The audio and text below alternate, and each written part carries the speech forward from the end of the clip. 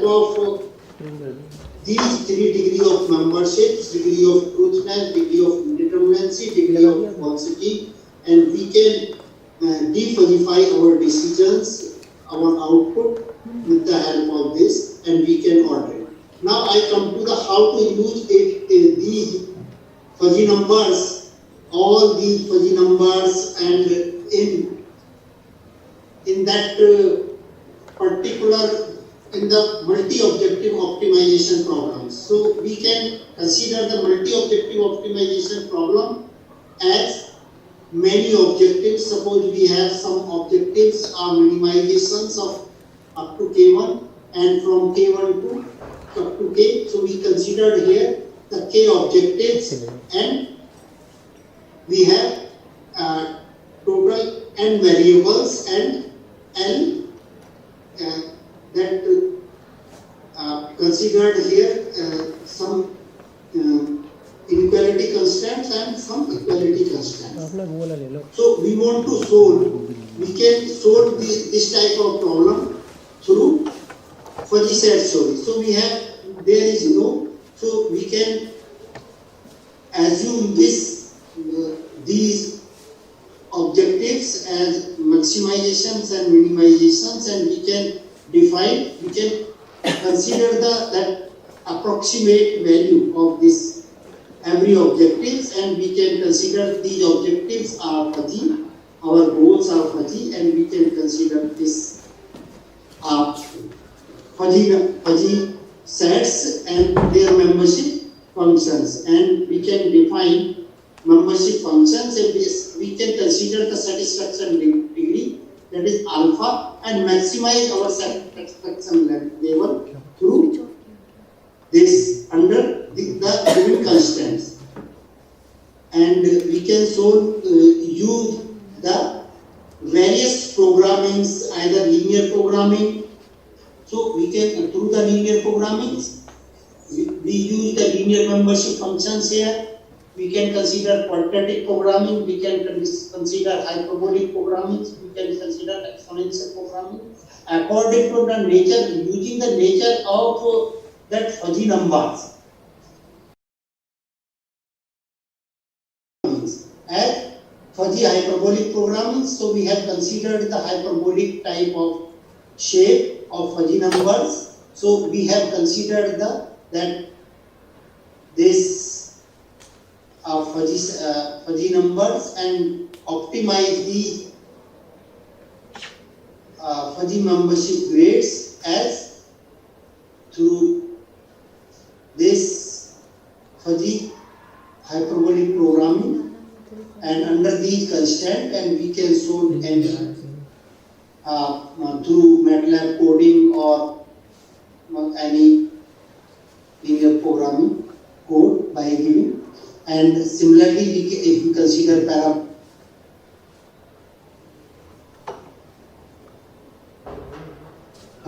parabolic type of numbers, membership grades, so we can say it is fuzzy parabolic, and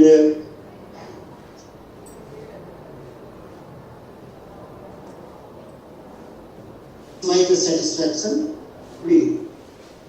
So we have considered, so this is again, and in place of these we can consider these our general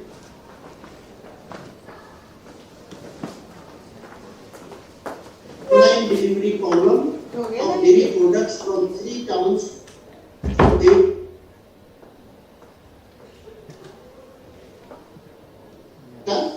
And in place of this triangular fuzzy numbers, we can consider this in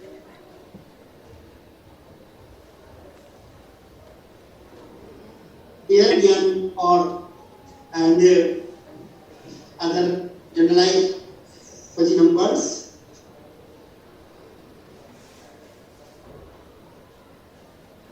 Is this, and after solving, we will have this data. And solving a transportation problem, we have this solution. So by considering we can use the membership functions. Now we can construct this. This is our model.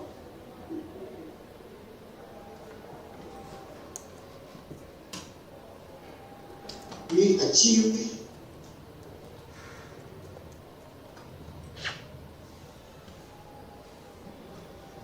three objectives are obtained like this. So by hyperbolic programming, again we can consider this, and in the same manner we have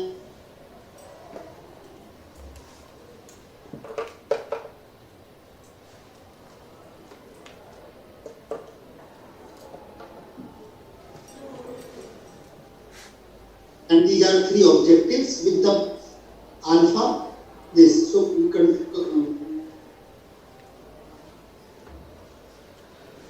so by considering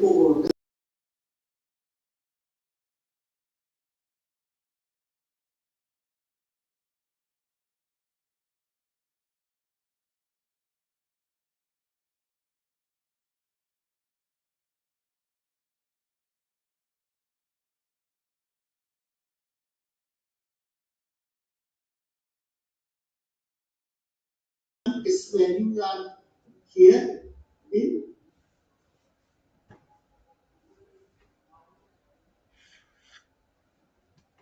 this or so this was overall. I think my time is over up to 3.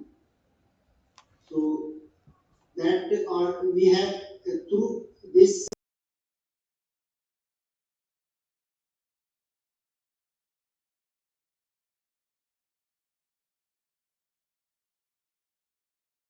results by considering microscopic fuzzy numbers using the hyperbolic programming in uncertain multi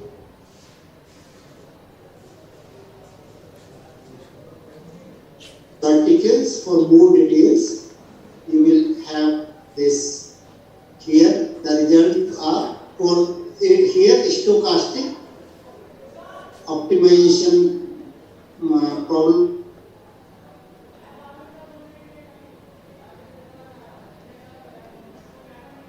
We have this type of models.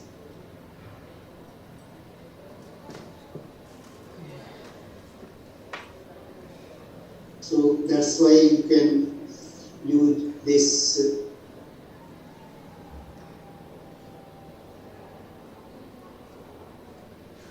for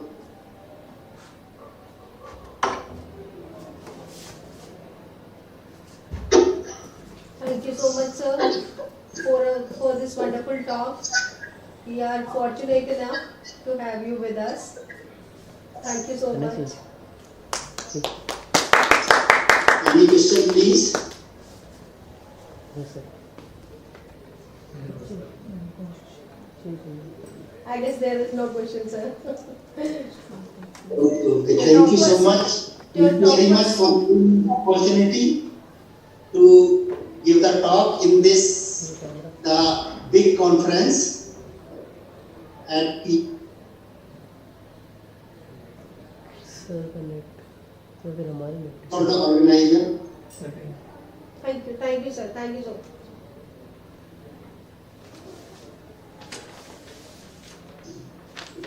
करना ma'am आ गई sir को presentation stop करनी पड़ेगी.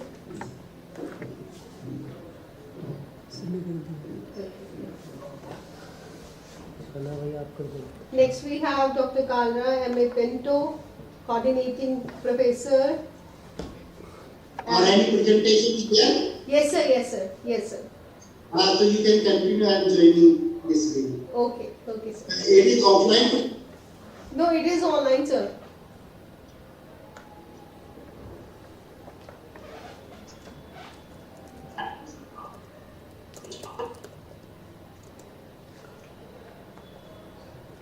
Offline. Okay, thank you. May I leave? Yes, sir. Yes, sir. Sure. If you want to attend, sir, you can be in the presentation. If you want to attend. Okay. Okay, sir. So, Ma'am Pinto holds a PhD in mathematics and conducts research in dynamical. This Okay, sir.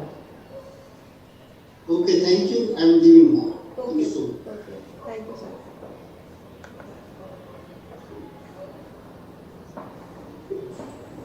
So, Ma'am Pinto holds a PhD in mathematics and conducts research in dynamical system, mathematical epidemiology, and non-linear analysis. She has published over 150 research papers with H-index about 25, serves on editorial boards of international journals, and is a guest editor and special issue in mathematics and education.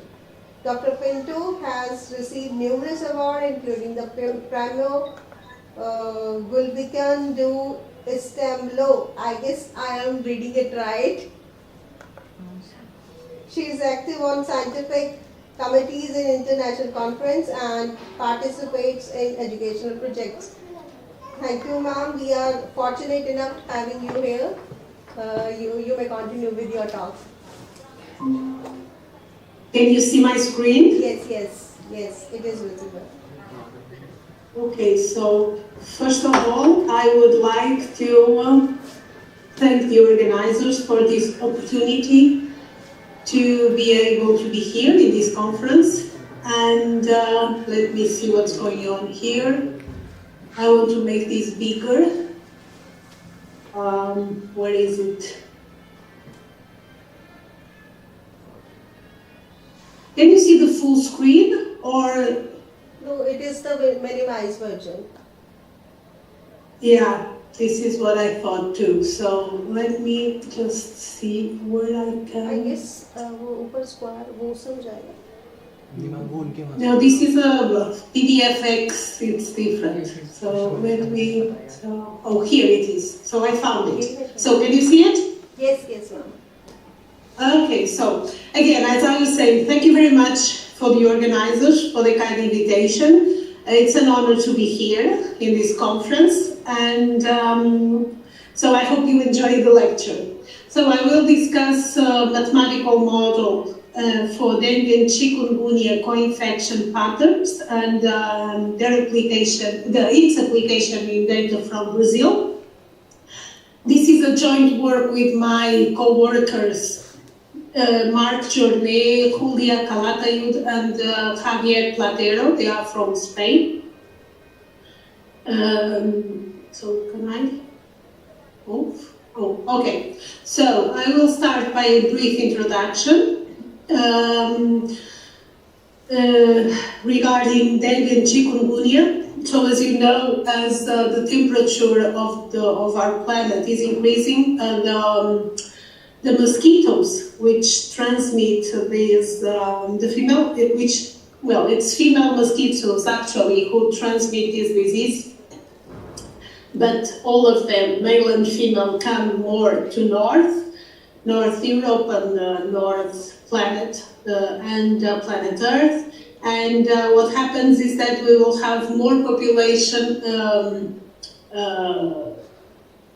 dealing and more countries dealing with these types of infections, which by now, or till a few years ago, were only restricted to Latin America and Africa, so the southern countries below Ecuador.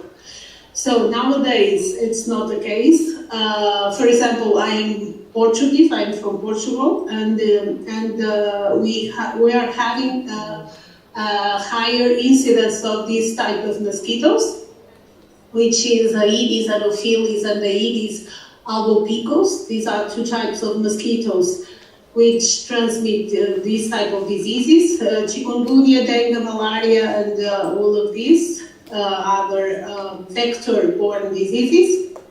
And so it's extremely important to prevent this and to predict how the disease patterns will unfold with respect to certain conditions and parameter values.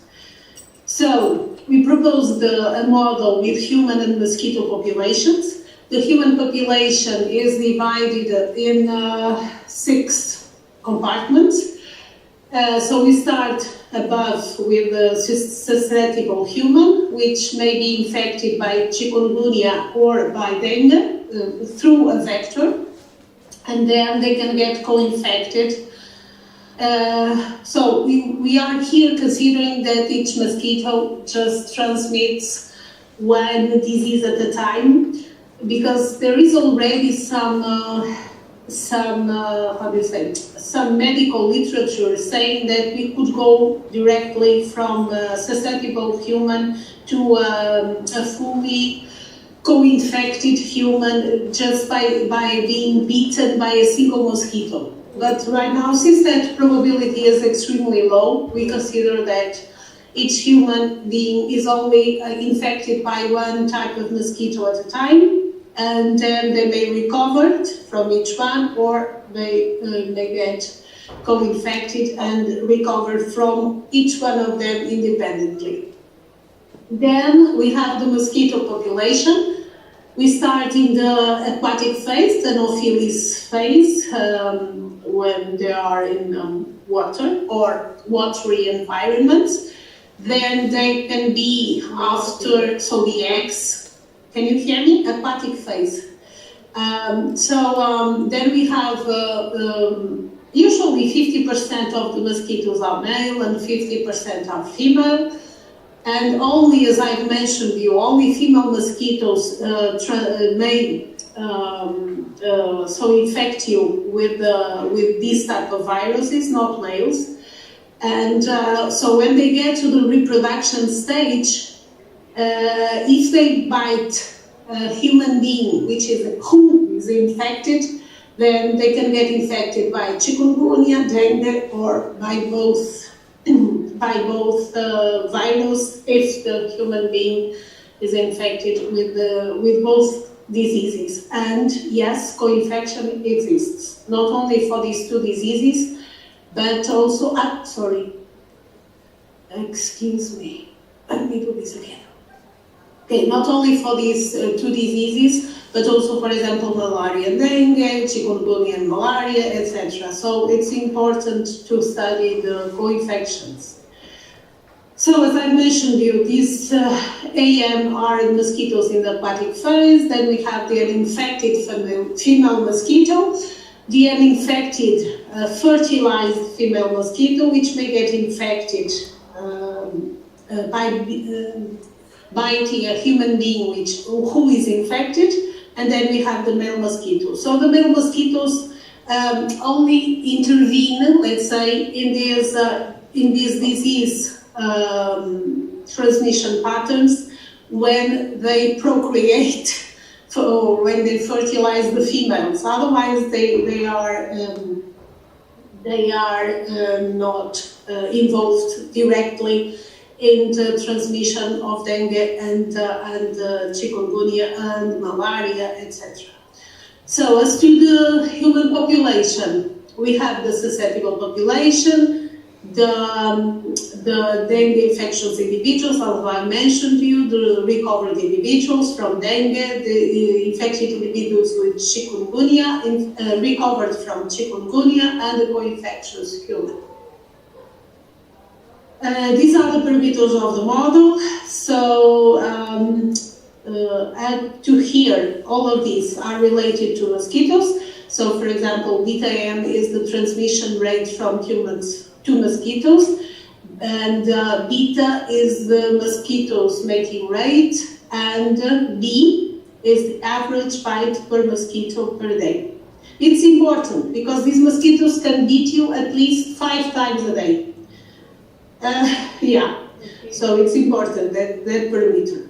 These are the parameters related to the human beings, so natural death rates or human co-infection death rate.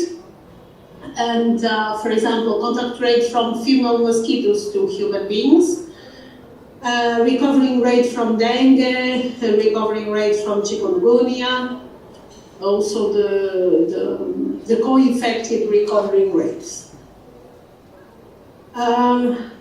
So we show that the solutions of our proposed model, I'm not including here the equations of the model. I'm going to say why, because it has been submitted to nonlinear dynamics, and we are still waiting for the revision. So the solutions of our proposed systems are fully positive, including zero, of course, if we start with non-negative initial conditions, of course. And so our region, this is the region of the parameter space of the variables, 13 variables that we have, is invariant for the model. So if we start there, we don't leave that region. Everyone knows what invariant means. So then we computed the reproduction numbers for each of the submodels, for chikungunya and also for dengue. As you can see, so if you have a lot of female mosquitoes, then the reproduction number will increase, of course, because there's a bigger probability of this female to bite a human being who is infected. If you increase the transmission rates either from mosquito to humans or humans from mosquitoes, of course, the probability of secondary infections is also increased. Also the same thing for dengue, of course. Actually, they are extremely, they are similar. Of course, they had to be, right? Because they are both transmitted by mosquitoes under the same conditions. And so the reproduction numbers needed to be similar. So the reproduction model number of the full model is the maximum of these two numbers. We have done the sensitive analysis by, of course, not by speaking, but by showing it, and it's there in the paper. So we have the sensitivity analysis for the most important parameters of the model. And we also did some numerics. Excuse me. So as you can see here, we have data from chikungunya and dengue from chikungunya and dengue infections in Brazil. So on your left, you have the numbers of chikungunya infections, 25,000, 26,000, something like that, from in the first 35 weeks of 2024, of the year 2024. And here on the right, you have the number of infections of dengue. So it reaches 400,000. So it's important, really. Both of them are important. So we fitted the data for both chikungunya and dengue with our model, with the deterministic model. You can see the fitting in in green, and the data is in blue, dotted blue. By the way, when you fit data, real data, you need to be aware of, first, the method, the algorithm behind the fitting. This is extremely important to find a good one. Second, because usually there are black boxes and you have no idea what's going on behind it. Second, you cannot fit an extremely huge number of parameters using medium-sized data set. And you cannot do it at all because what? Because if you have a lot of parameters, imagine, so here in this paper we have how many parameters? Maybe 15, 16? Okay, so if we try to send this information to a software which minimizes the function, right? Min fun or whatever, using MATLAB or Mathematica or whichever software you have. If you send it a lot of degrees of freedom, even if you set up intervals for reasonable biological intervals for the parameters, you won't obtain parameter values, most probably, almost with probability 1, which are correct. Because what? If you have a huge dimensional space, the minimum function, even if it works extremely well, and of course these functions, these algorithms work, they can go to a local minima, and you have no idea if that local minima is or not adequate to the population you're studying. So the best thing when you fit data is to restrict to a smaller number of parameters so that you can help the function to find the real minimum which is epidemiologically valid for that population. So here you can see, excuse me, what have you done here? We found confidence intervals for the, oh dear God. We found, we simulated the model for different values of the contact rate between female mosquitoes and humans. So, if we decrease, this is just to show you that if we decrease the contact rate between female mosquitoes and humans, there's a significant decrease in the number of infections. For example, reducing this transmission rate to 50% of the initial one, then we have reduced it to 25% of the number of cases, because we reduced the infections below 100,000 in dengue, and we had for 100,000. So this is just to show that the model behaves well, of course, and gives you some direction to which health policies should be taken by stakeholders in the health sector. For example, in this case, dengue, chikungunya, you just put mosquito nets, or you go and use aquatic pesticides in certain areas to kill these eggs that the female mosquitoes lay there. You also can, for example, have certain types of creams to prevent mosquitoes to bite you, and things like that. So, some conclusions of our model. We have developed, oh, by the way, I forgot to tell you, we have both types of models, deterministic and then the stochastic, and so all of the other study regarding deterministic and stochastic is in the paper, which was submitted just less than a month ago. So. Okay, so we developed a mathematical model to describe the circulation of dengue and chikungunya viruses. We have 13 compartments, and we distinguish sex, female, sex in mosquitoes. So we have female and male mosquitoes. So we proved that the deterministic model has global existence, uniqueness, and non-negativity of solutions.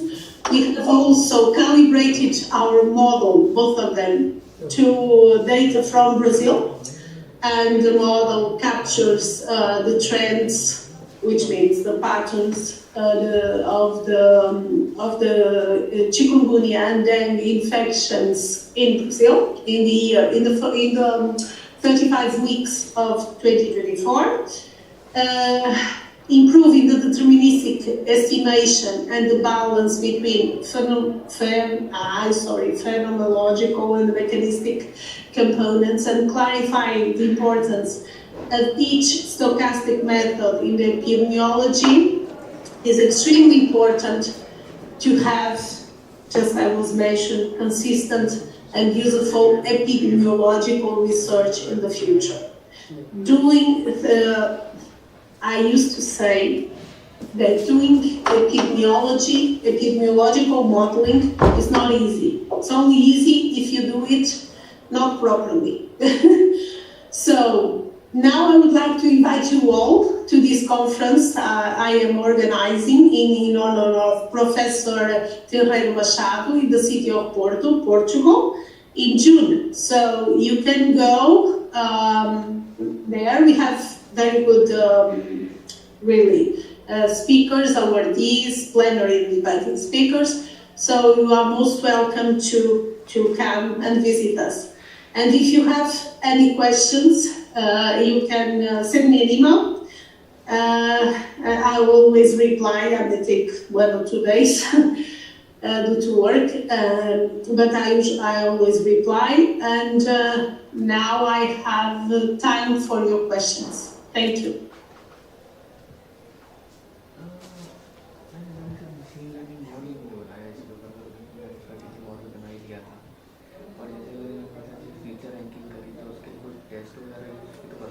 पूछो statistical tools कौन से use किए आपने पूछो हाँ बोलो I want to ask which statistical tools you have used पूछो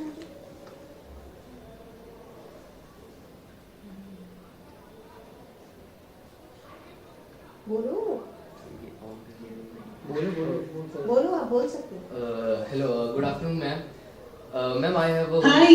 I have one question. I want to know what are the statistical test tools or tests you have used to recognize the feature ranking, something like that. Okay. Let me see. 1 second. It has been a while. Okay. 1 second. Something in chikungunya. What is it? Okay. So.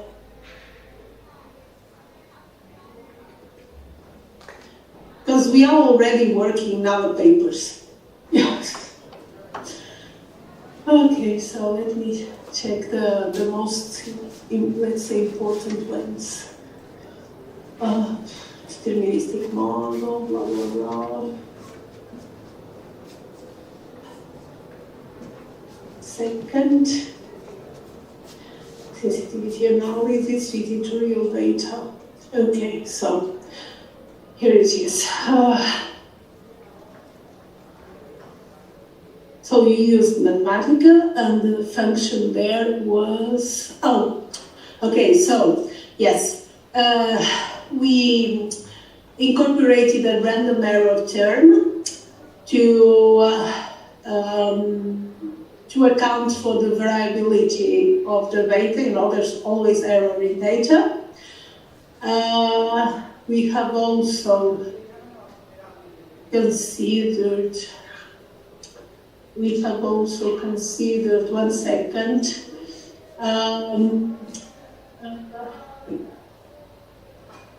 we have also, Which number you have used?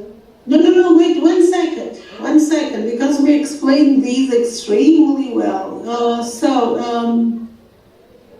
So this is what I mentioned you, that optimization procedure is prone to converge towards local minima. Yeah, that's exactly what I mentioned, what I've told you. And it's proven in the literature. Let me see what else.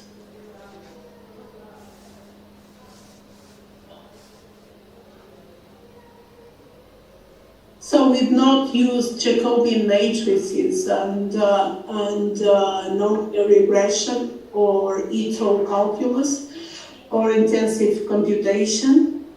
We make it simple. So again, of course the errors are normal, with mean 0 and the variance sigma that we set. In order to compute the variance in a given compartment, we consider the average sum of squared residuals according to the method of moments, where the maximum likelihood difference.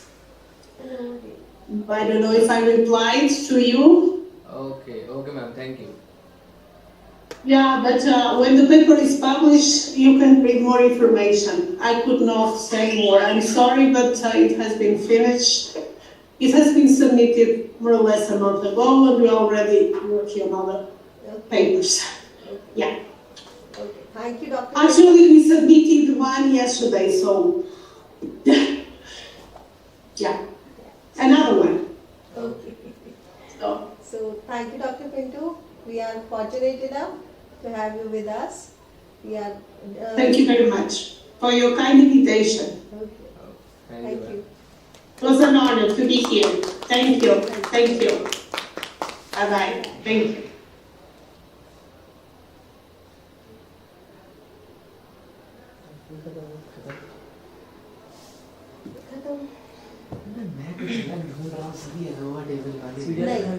नहीं मैंने reproduction number लगाया हुआ है। खाली लग रहा है। अब जैसे मेरी जो फीचर रैंकिंग है ना, मेरे को ऐसा टेस्ट चाहिए जो कि थोड़ा अलग हो, जो कि पहले यूज नहीं हो। हम एक ने आने बैठे। हाँ एक दो ने किया है, एक ने नहीं किया है। सूरत से जो थे ना, उन्होंने नहीं किया है। हाँ।